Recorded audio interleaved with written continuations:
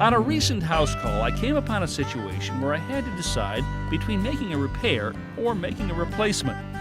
It occurred at the Augusta, Georgia home of Bob and Marianne Zura. We were about to assemble several base cabinets to create a kitchen island when my carpenter David Schulte pointed out a small problem. Ay. What happened here?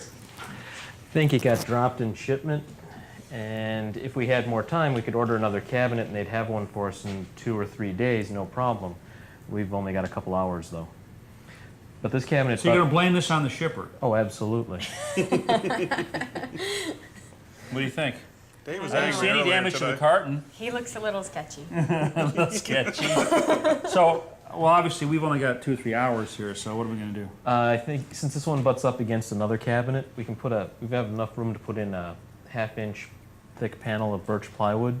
So you won't see it from the inside. Exactly. And then because it's up next to another cabinet, We'll never see the outside, and we don't have to worry about matching the cherry Can you stain. live with it? Absolutely. You think so? Yeah. You'll know it's there, but you'll never see it. All right. Now, both Bob and Marianne are medical doctors, and I'm about to find out that home improvement and surgery have a few things in common. All right, so what I'm going to do is kind of gently take out a couple of these loose pieces here, and then we'll glue them back. He's debriding the fracture. Debriding? Actually, Doc could give you a hand here, right? Yeah, I'll let you do the debreeding. Debriding, so we take all the pieces out? Taking out the dead Shrapnel. pieces. All right. I'm going to take out this drawer glide here, give ourselves a little bit more working room. There we go. We'll put that back later. Okay. Now, to get these back in here, I'm going to have to grind away a little bit of material so they'll slip back into place. Marianne grinds the broken edges of the cabinet using a Dremel rotary tool. Then I do the same with the loose pieces. Bob does a test to make sure the piece will fit properly. Then I apply a bead of carpenter's glue to the edge. And with the hands of a surgeon, Bob gently inserts the piece in place. I won't be able to hammer very much on this because we'll run the chance of breaking away, but just enough to tap it in place here. Okay, let's see how this fits now, Bob. Is that still going to work? Drop in there okay? So if it doesn't fit, I can blame Marianne, right? That's right. Oh, perfect grinding job. Good. Excellent grinding job. I'm just going to knock off a little of this old. I chisel off some rough edges while Bob applies glue to the second piece. Now watch it. Keep the glue on the cardboard. Messy Marvin. I didn't tell you how to grind. Hey, because I know how. I can do my job. No one has to tell me. It's the wife's job to be the backseat driver, isn't it? Well, if you feel that way. Okay, go for it, Bob. Dang.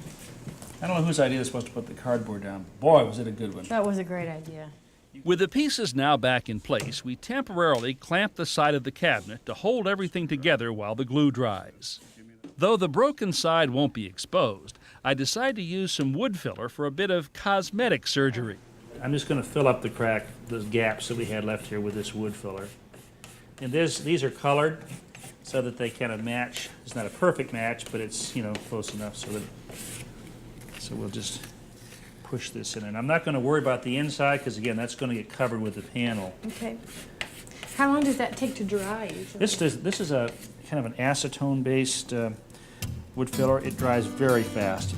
When the wood filler dries, it turns a chalky white. I then sand off the excess, creating a smooth surface on the side of the cabinet.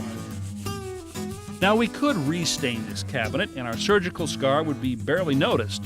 However, since this side of the cabinet won't be exposed, we decide to skip the staining.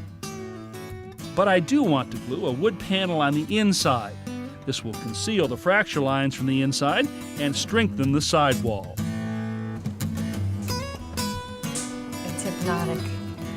Is it? We can write our names in here. I'll do Bob because Bob is easier. Bob.